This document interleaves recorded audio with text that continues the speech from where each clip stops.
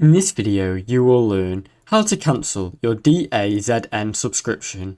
Visit the DAZN on your web browser.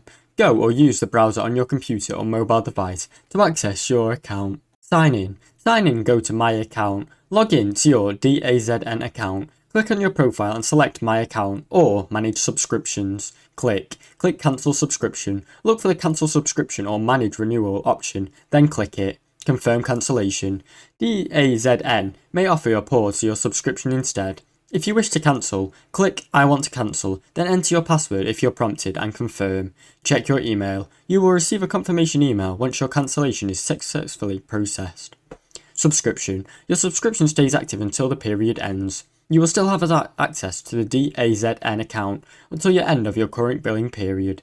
Cancel through third party. If you've subscribed through Apple, Google Play, Amazon or another provider, you can cancel it through their services on that account. Thanks for watching. Don't forget to like and subscribe.